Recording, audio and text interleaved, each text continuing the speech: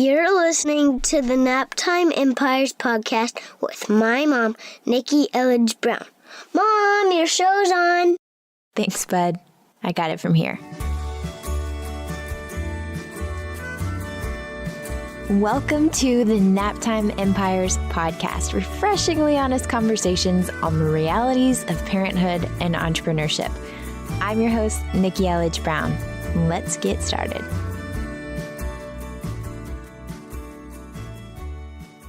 I just want to take a second to document that this is another literal Naptime Empires episode where Deaky is napping upstairs in his room and I'm over here in the guest room recording this intro for this conversation that I'm really excited to share with you. It's a little bit different than our usual.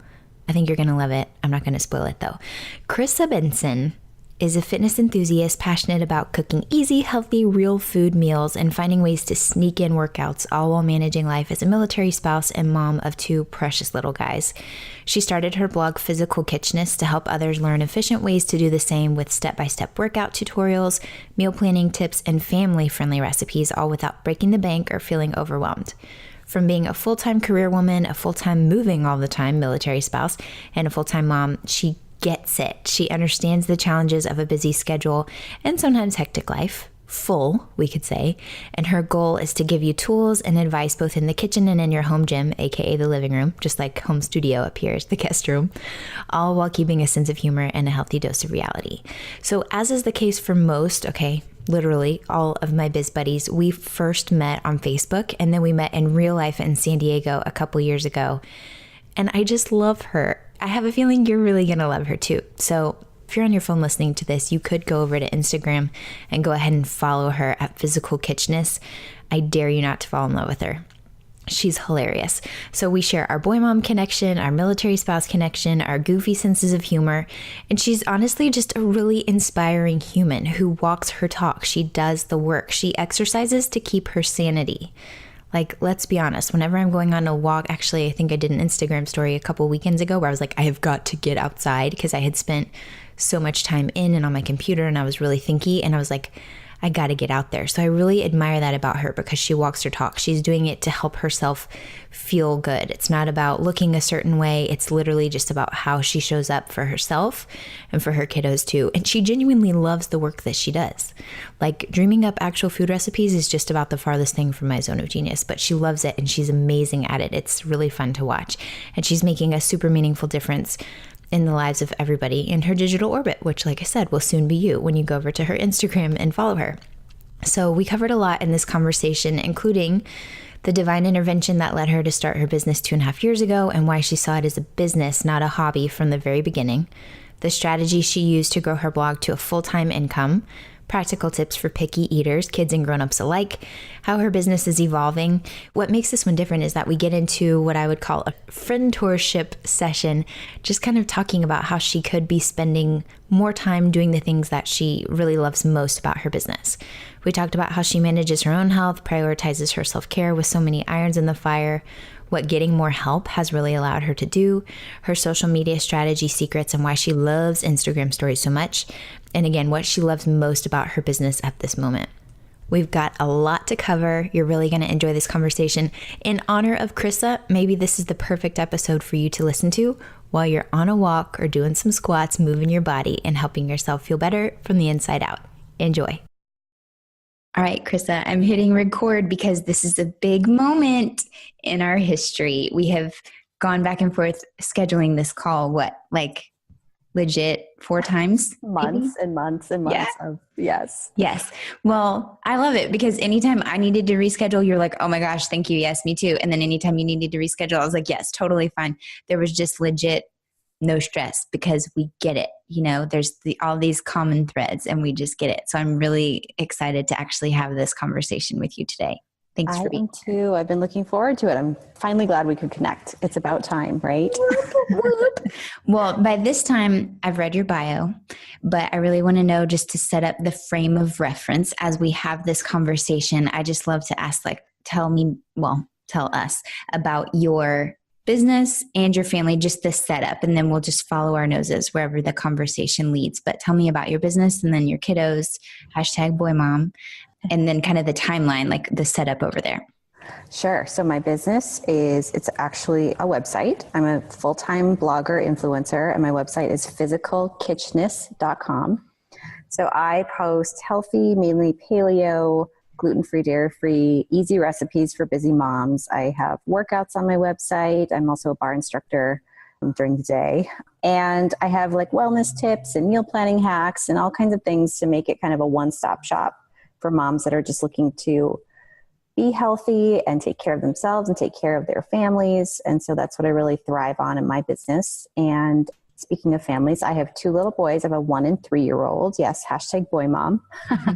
I'm a military spouse, which you know all too well. So life is just it's really nutty right now. And it's just kind of a combo of managing a full-time business while being a mom, and having my husband, of course, is away. So I'm just hustling and making it work whenever I can, and balancing all the hats that many moms wear.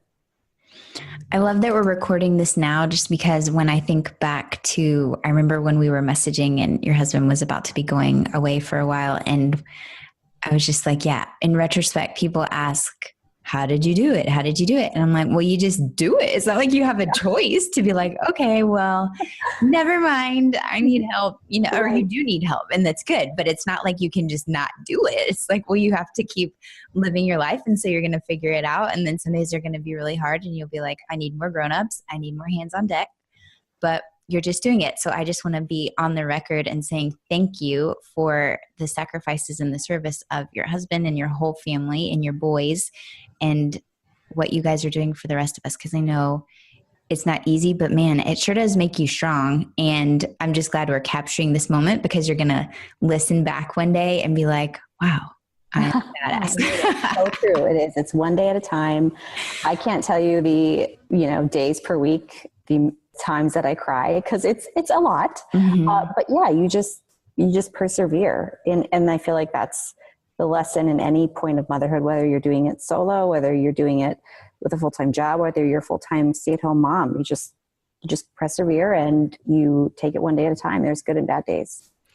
So with your boys are 1 and 3, how old is your business? Like, when did you start your business in relation to motherhood? I started my business 2.5 years ago. So my first baby was like just over 1 when I started.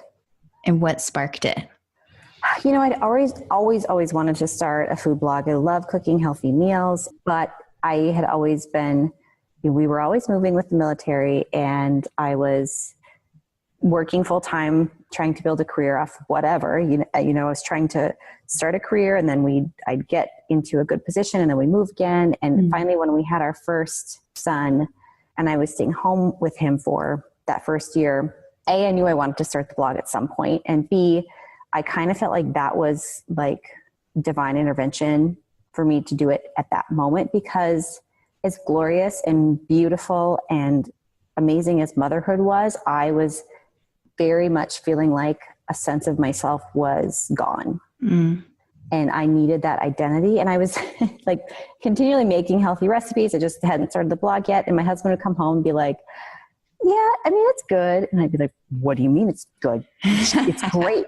I worked really hard on this, and I was finding that I was being frustrated with silly things because I needed something that was Chrissa, not just, a mommy. So I felt like, it had been time. I had applied to win some services from someone who had built many blogs, and she was doing an interview with potential bloggers to help someone along their first year journey. So I quickly emailed her and said, hey, I'm super interested. So we had a few interviews, and she helped me kind of get the process started. Her name is Christy Hill.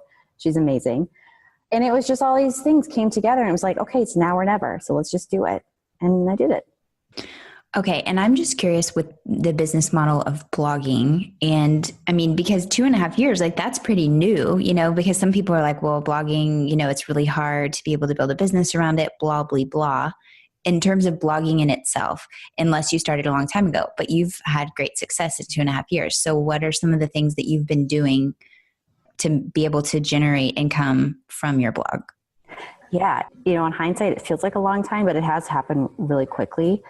The first part of it was I never started with the intention of having it a hobby blog, and I will post whenever it feels right. I always started with the intention of this is my business and my website, and I'm going to make it my business. Mm-hmm. And my goal was to make a part-time income. And fortunately, I've been able to make a full-time income now, but I always viewed it as a business. So I stayed very consistent in the amount of times per week I posted. I stayed very consistent on what my strategy was for social media. And I really tried to dig into what my target niche was and who I was really trying to get in front of, the eyeballs I was trying to get in front of. So everything was, at first it was ebb and flow. I was trying to figure things out, but it was still sort of calculated in how I wanted it to go and what vision I had. So I never started it being wishy-washy. There was always like an end goal in mind, whether it was a week from now or 3 months from now or a year from now. Okay. And then tell me more about your target, because I'm pretty sure it's me, because I do not like to cook and I very easily wimp out and be like, oh, it's too hard. Oh, sandwich. And then also I've created monsters, whereas my boys used to, I'm just selfishly going to use this time to showcase your genius. My boys used to, when they were toddlers and they weren't conditioned to like cheese and chicken nuggets and whatever all the time, they would be adventurous eaters. But then I feel like just because of my laziness of not offering a bunch of other whole foods, then they've become pickier as they've gotten older. I mean, Deacon's a fruit monster, but I would like him to be a veggie monster. I just myself, I'm starting to eat more vegetables in 2018 again and feeling much better. I mean, just after a couple of weeks of really being more mindful of eating whole foods. What are some of your tips that you share with us who are not? Again, like when I started, I was just like, I want to create healthy meals. And it was kind of broad, but I was very much into the paleo lifestyle because I felt so much better cutting out gluten and dairy from my life. I had a prior skin condition, psoriasis, that had cleared up. So I wanted to share those recipes with people. And as I progressed, I realized that the recipes that were really quick and easy, not necessarily beautiful or inventive, which I was trying to do at first, the quick and easy ones were the ones that were resonating with so many people. And, as I continued to blog, then we had our second baby and life became like, when I thought life was hard, it became like tremendously harder after two. So that was my life. I was living my brand. Like I don't even have time to cook these really super healthy meals that took forever and had a million ingredients. And I'm a food blogger. So it just naturally evolved and it started gaining steam when I started making things that were like 30-minute meals or 5-ingredient breakfasts or portable, snacks. And so I just really listened to my audience and seeing what kind of posts were driving traffic and what posts were doing really well on Pinterest. And then I just sort of morphed into that. Yeah, it's got to be quick and easy and simple. And that's my brand. That's who I am. That's my people right now in my season of life. And it's what's making my blog a success. Yes. I love that you said that because I'm listening and I hear the parallel with A Course About Copy because I'm like, people, I don't even have the time to be looking around at a million different ways that you can communicate this message or write this page of your website or whatever. And it's my business. Like it's just not the best, highest use of your time and life energy.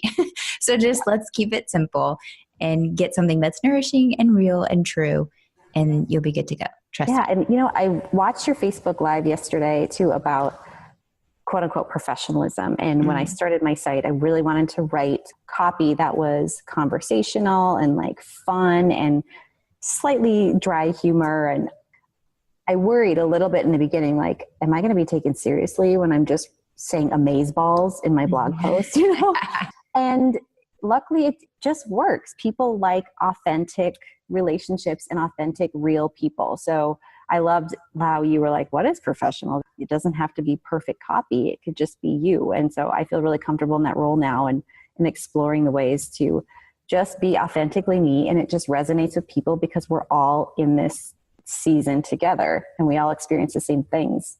Exactly. Yeah. And I'll link to that. And I want to link to all of your goodness in the show notes here as well. So for those of you who are listening and you're like, what are the recipes? What are the snacks? What are those breakfasts? Then we'll link to them so that you can find all of this goodness. And I'll link to that Facebook Live too. But in a nutshell, I was just saying that professional doesn't really have anything to do with your personality. It's just that you're really good at what you do and you're delivering on your promises.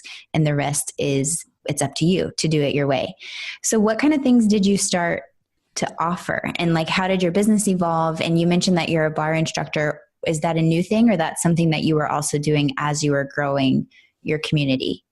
I was doing it, I want to say I was doing it a few months before I started my blog. So I've always kind of done that, taught classes, and I've always been a fitness enthusiast. So I knew I wanted to add that to my site because that's a part of self-care for me. And I figured if I could give these women easy, fun, healthy recipes, I could also give them easy, fun workouts that they could do at home. So that was just always a part of my personality that I liked.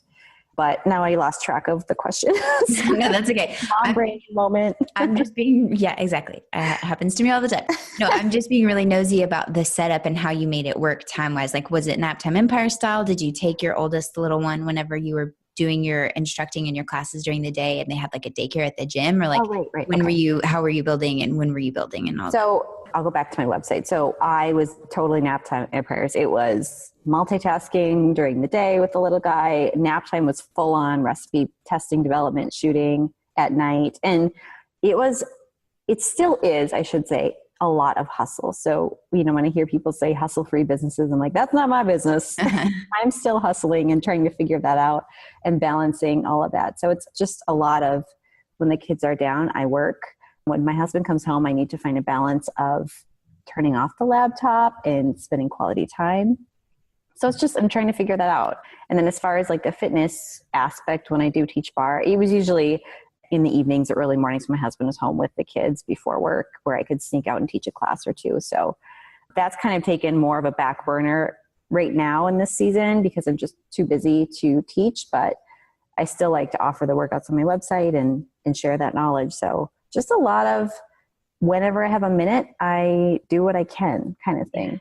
Right. Which is the reality probably for the one who's listening, the one you over there, the one where we're in your earbuds right now. You can probably really relate. And that's exactly why I really wanted to have this conversation with you now, again, particularly while you're in this crunch and in this moment. Because I remember when Jeremy's longest deployment, thankfully, in the Navy submarines, it was just never even, comparatively that long, like 6 or 7 months. And I was pregnant with Deacon. And then he left again when Deacon was about 3 weeks old, but then he actually came home early. So I think he was only gone for like 3 months that time.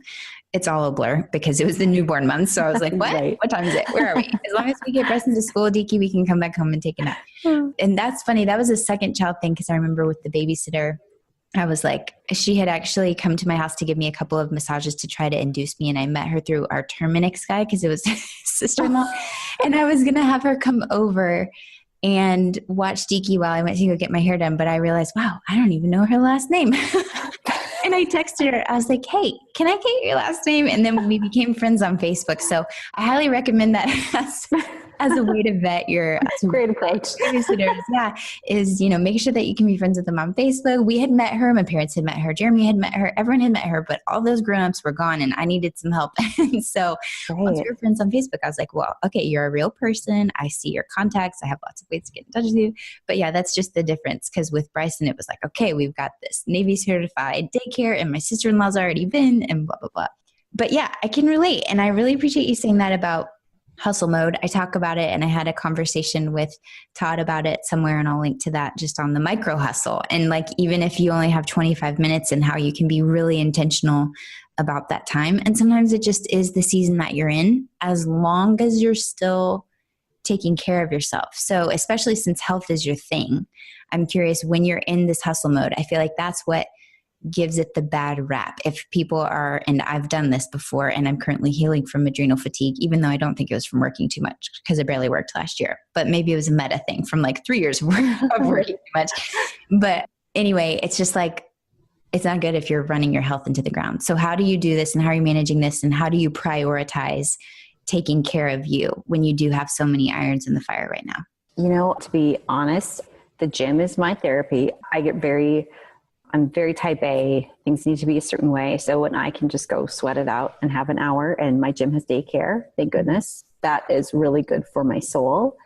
And I'm very in tune with my spiritual side and my faith. And so after the kids go down and I get a little work done, then I really have tried to make it an intention to read a devotional, or I just finished a book called Present Over Perfect, which was so needed for my soul again. So it's really just tuning into like my inner faith, and then the like outward, like I need to like punch a medicine ball kind of thing. Like I need Hashtag balance. right.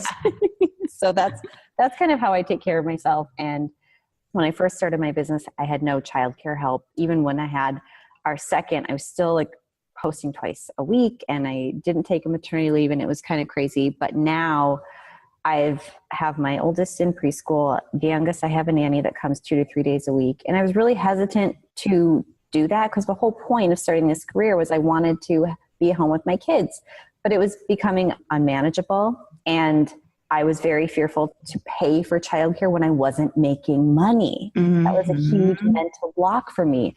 But, you know, my husband really encouraged me last year. He's like, something's got to give. Like, you're stressed out. We have to figure something out. So that's when we found someone to come and watch the kids. And even though I hadn't been making money, that experience helped me get laser focused. And then I was able to now make a full-time income because I had help.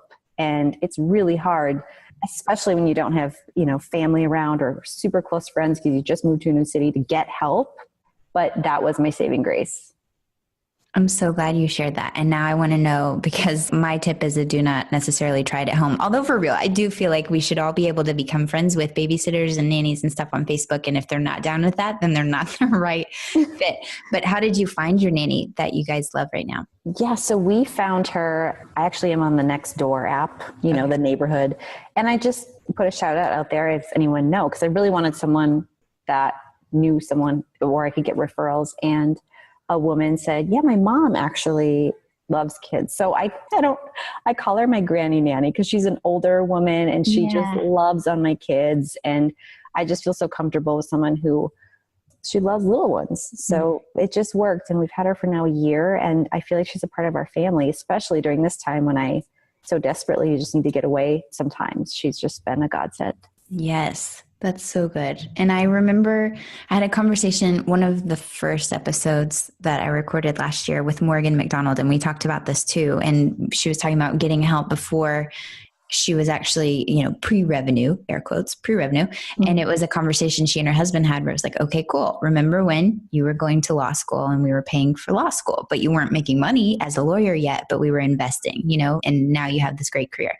And then likewise. And I think that's just such a valuable, important conversation to have. And also just a reframe that it's case by case. It's what's right for you and your family. But honestly, it's okay and necessary to get help. And I'm also really glad you mentioned that, how so many people will start businesses and so that they can, again, air quotes, be home with the little ones. And it's okay to change your mind. And it's okay to decide, actually, I need to get out and go to a co-working space or Starbucks or the library or whatever. It's okay to shift the dynamic as your needs change and your desires change. So I really appreciate you sharing that, because I know I've heard a lot of women talking about the guilt of like, no, I quit my job so I could be home. Now that I've started my business, I'm, you know, obviously it's going to take time. That's just math. That's going to happen. And you can totally build a business in a steady way in those pockets of time, but sometimes you just need a little more, and that's okay.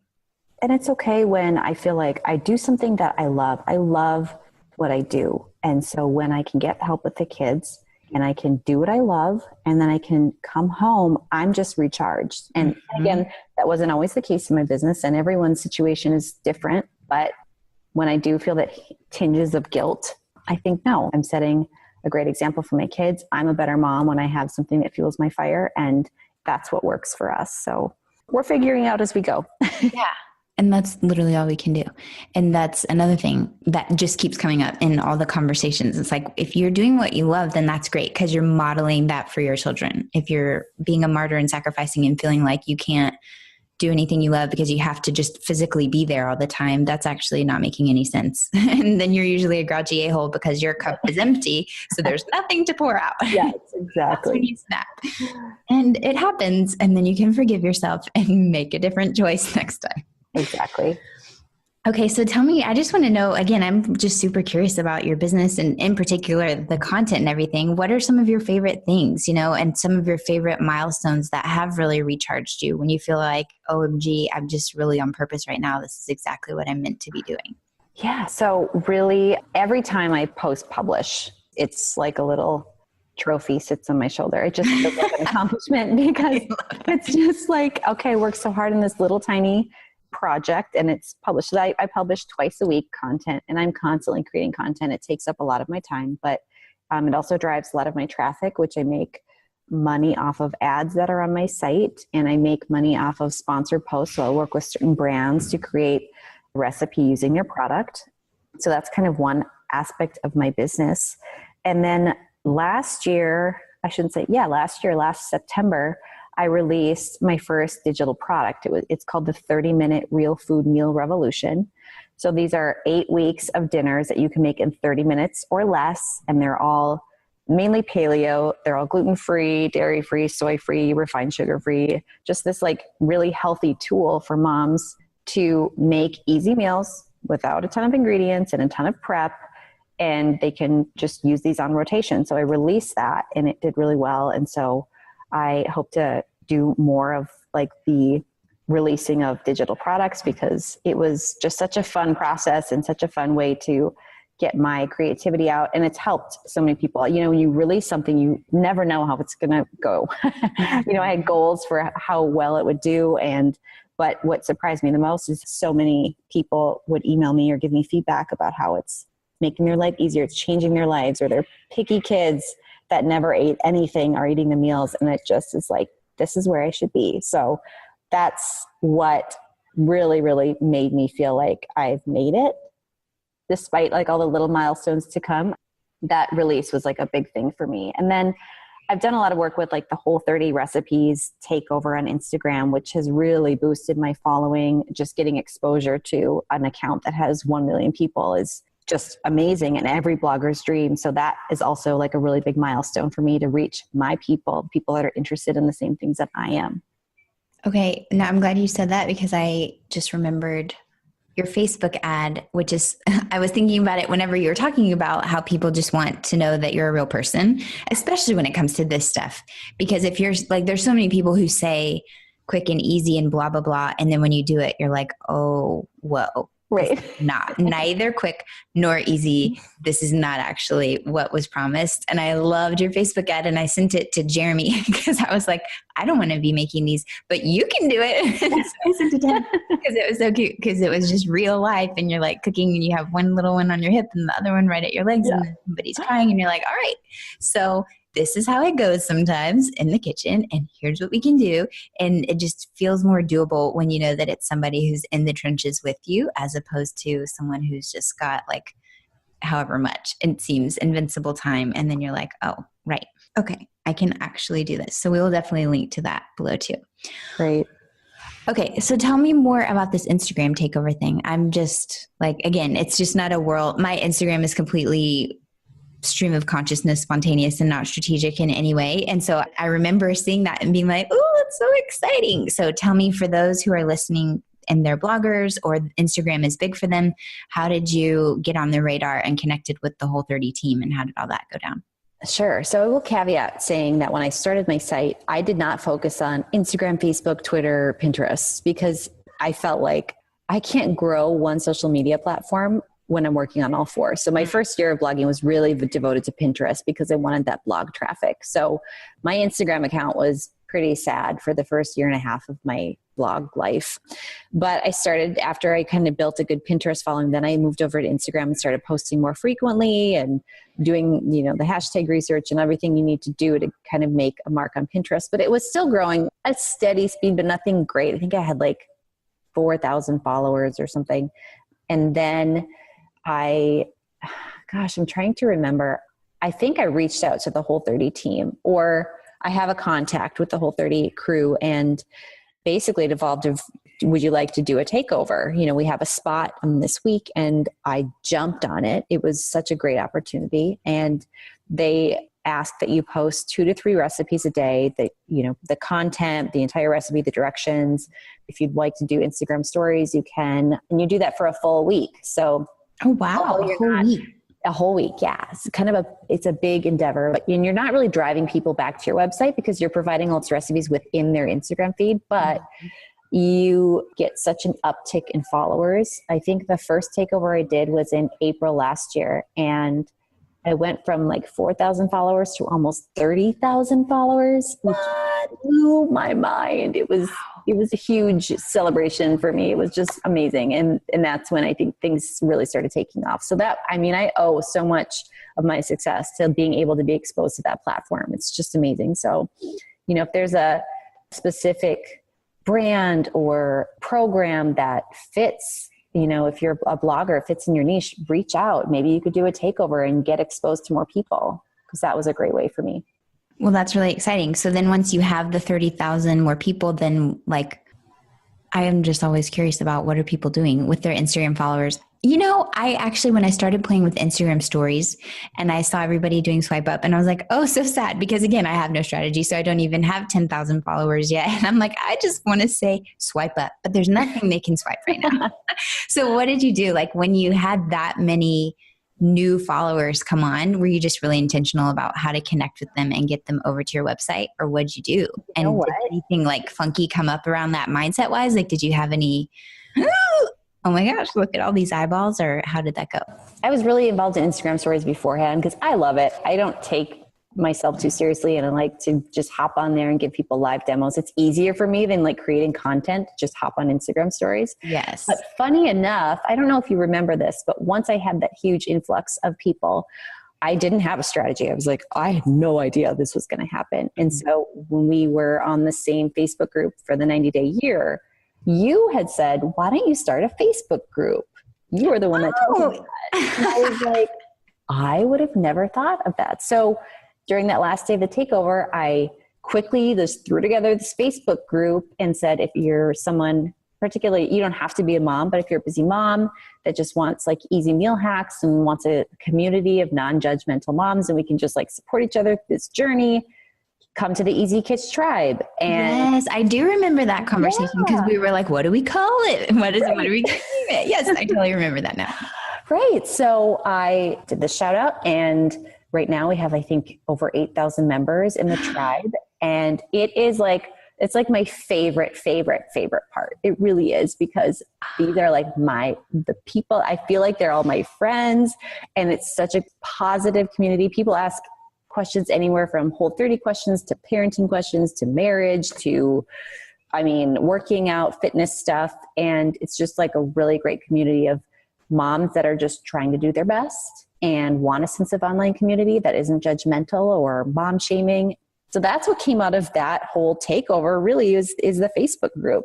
Wow, that's cool. I love that story. Okay. And what are you doing with them? How do you stay in touch with them? How do you manage it? I know last year in 2017, there was a big hubbub and everyone was like, free Facebook groups, it's a dying thing. Nobody's doing it. And I'm like, dude, if it's working for you, we don't need to follow trends or the masses. The thing is to really focus on what's lighting you up and what's allowing you to build genuine and connection with your people online. So it doesn't matter if you can make it work for you. It doesn't matter what it seems like everyone else is doing. Stick with what's working for you.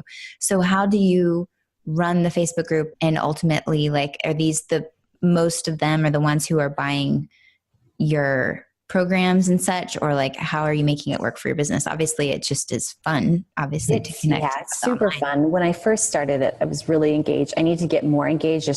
Right now, I'm trying to figure out where I can allot my time. Yeah. But really, it's just a forum for women. And I do hop on every once in a while, do a Facebook Live. And I always try to be intentional about here's this really awesome meal planning hack that I want to share with you guys. Or here's some healthy snacks that I brought at the airport when I'm traveling. Or here's a bar workout you can do at home. And I'm trying to give them content that is helpful for them. Yeah. And encourage open dialogue. We've had conversations about discipline, about how hard marriage is. We've had conversations about kids with disabilities, about, everything. And it's very open and authentic, and people are very supportive. And so I really don't use it for anything specifically except feeling like I have a pulse on what other moms and other people that are interested in my stuff, what they need and want, what's helpful to them. And as a blogger, if you can have direct insight on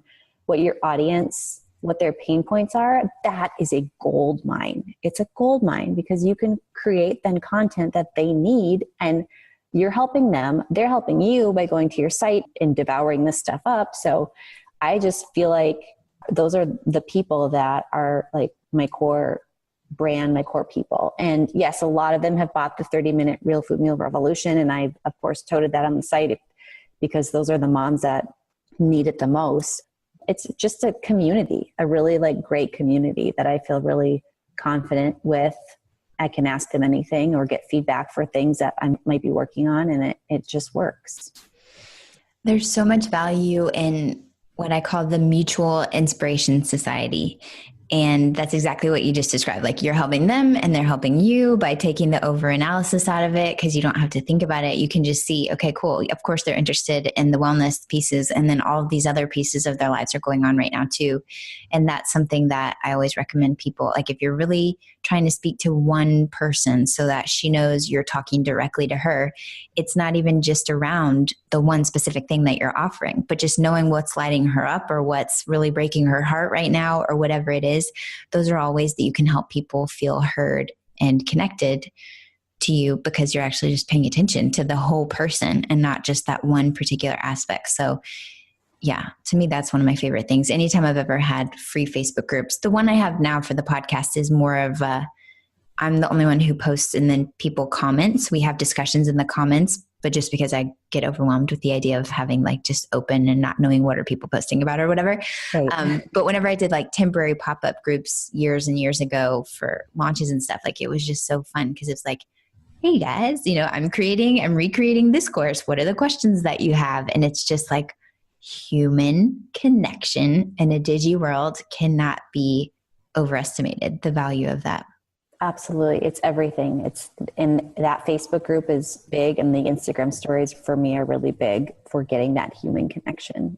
I wish I could just do that all day, to be honest, like just cook live and talk to people and not be busting out content. Obviously I need that content because people go to my website for those recipes, but the connection is what really lights my fire. Okay, so then I have to put my friend tour hat on and be like, okay, let's talk about how you can just do that. Because honestly, there are so many people, and you were talking about creating a new program or whatever, but I'm like, there are so many people who haven't heard of it yet. That one program that's already so freaking good.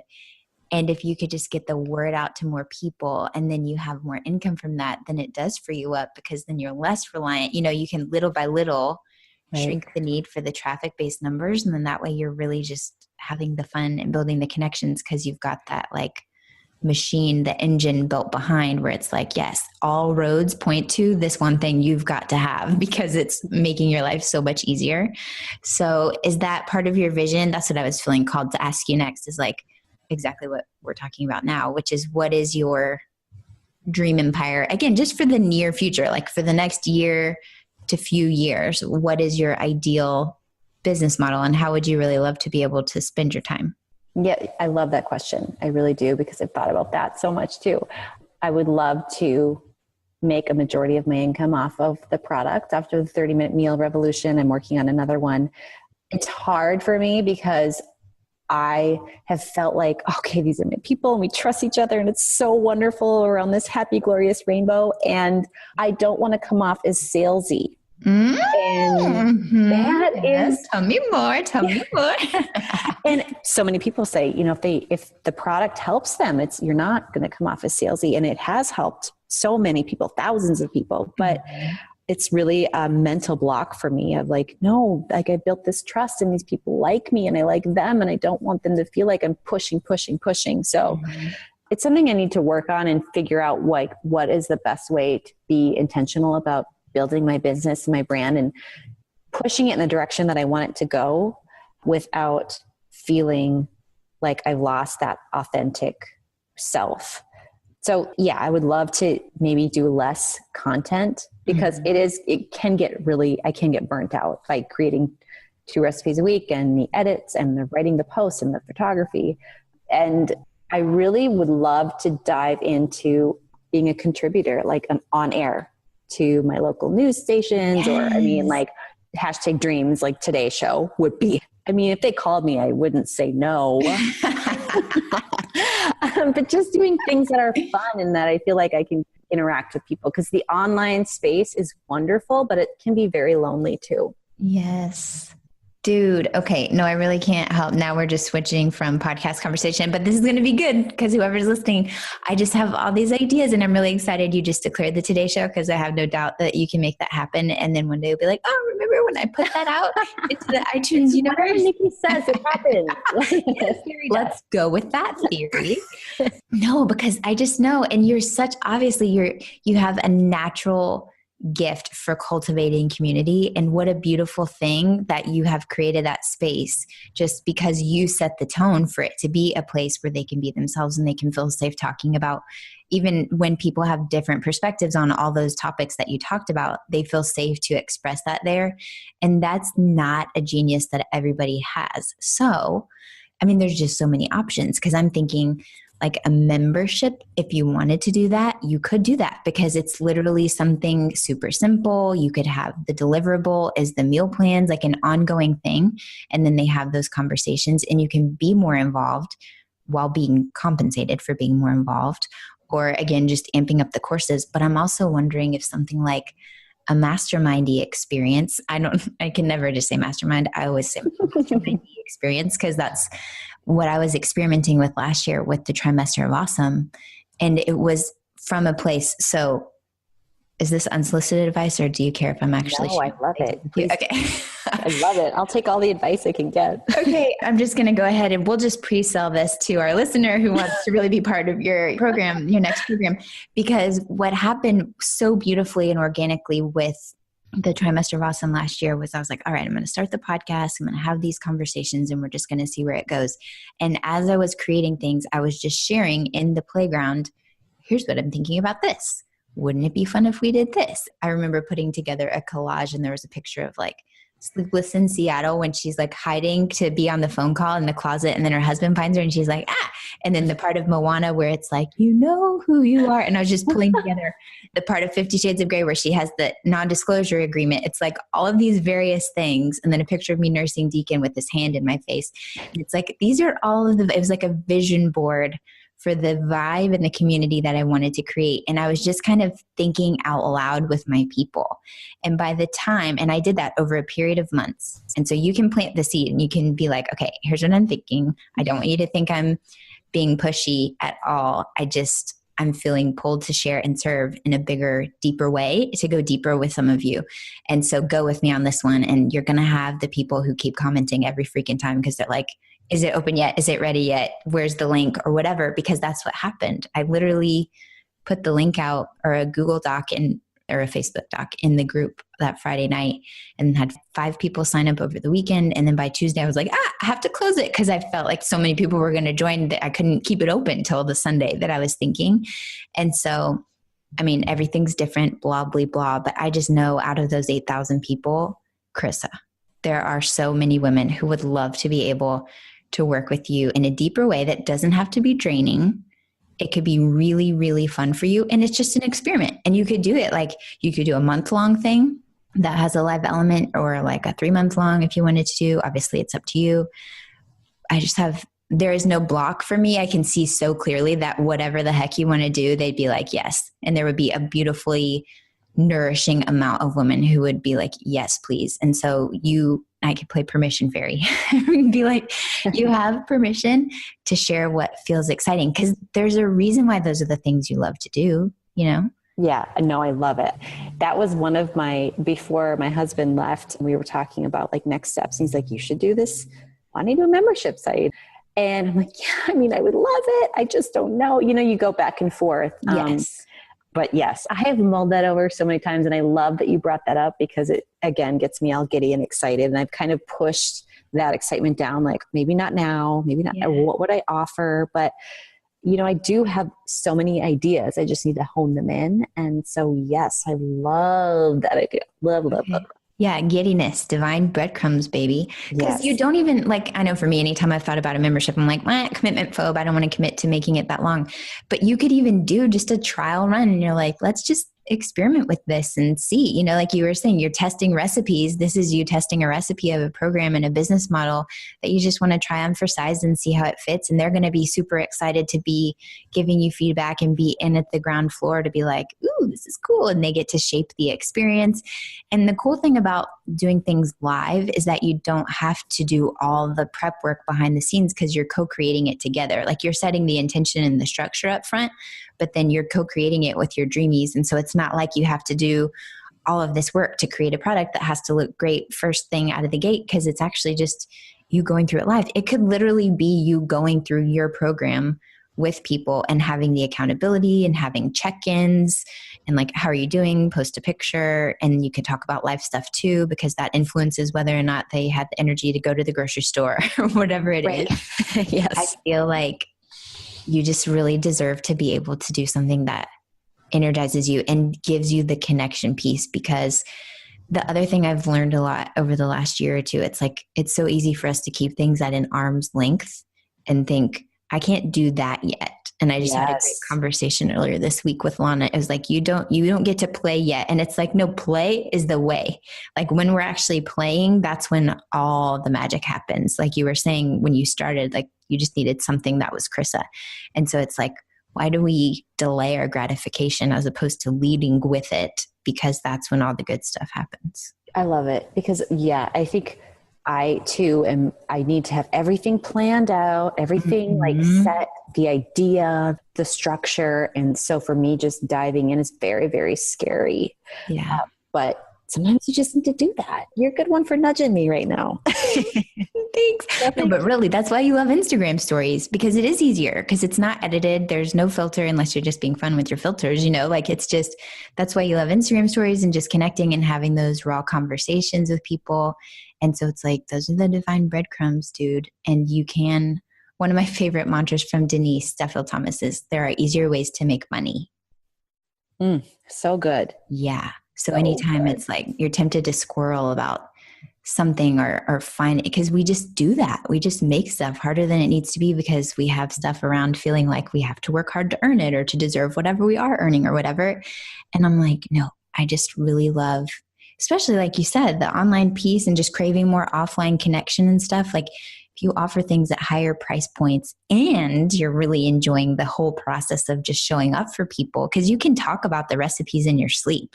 You don't even have to think about it. You have all of your blogs, everything. It doesn't even have to be new recipes that you're sharing. It's just the fact that you're actually helping them use them, because we can all pin the recipes. It doesn't mean we're actually making them. Right. You know? And so there's so much value in like the actual implementation and I'm down there with you. And just think about it like being in your kitchen, you know, you're trying a recipe and you don't know how it's going to end up, but you're just doing it. And just like you said, wait, I just wrote it down. Let me flip back.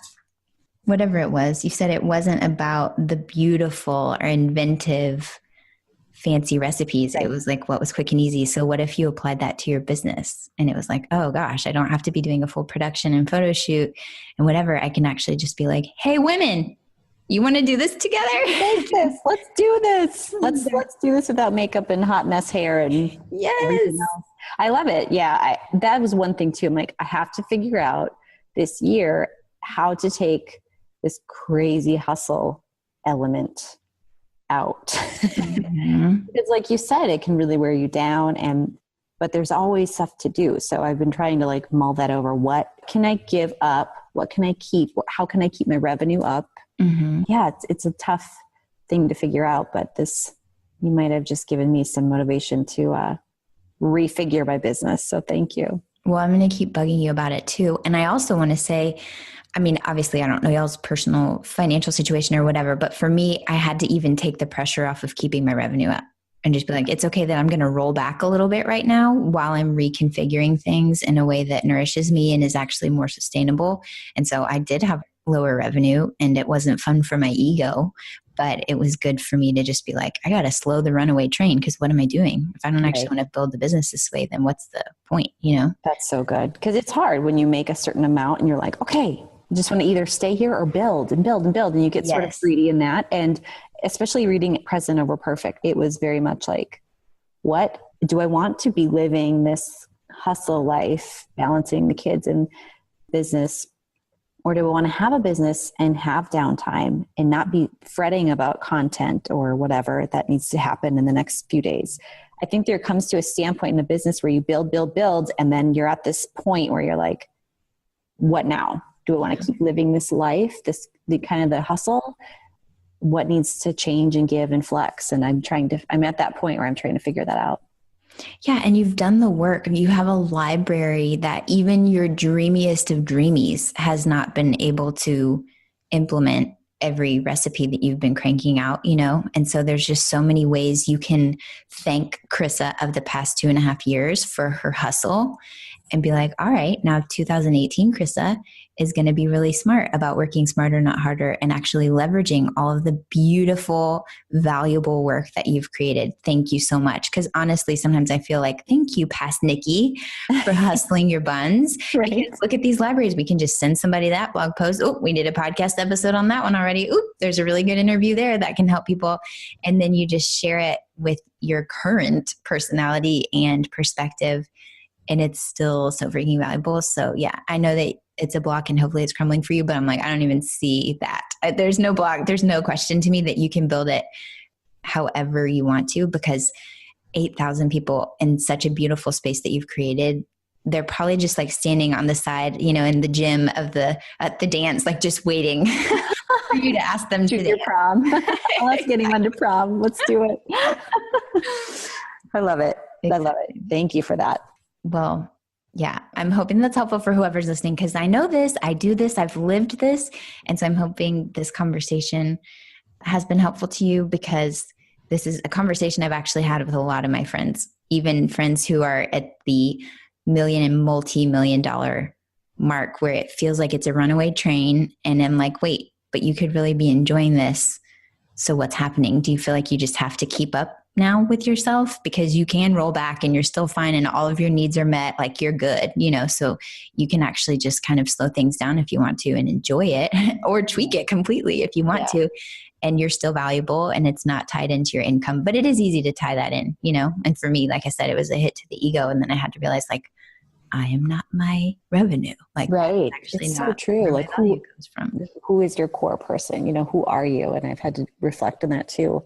And sometimes when you build a brand, I feel like you sort of become that brand, and then you're like, am I who? Like, it sounds a little woo woo, but who am I? Am I this brand? Am I still me? You have to kind of that, especially when you're always like kind of on, especially like Instagram stories and Facebook lives. You have to really know who you are and not get lost in I'm this businesswoman, I'm physical kitchenist. And so that's a challenge too. I feel like that has evolved. That was surprising to me.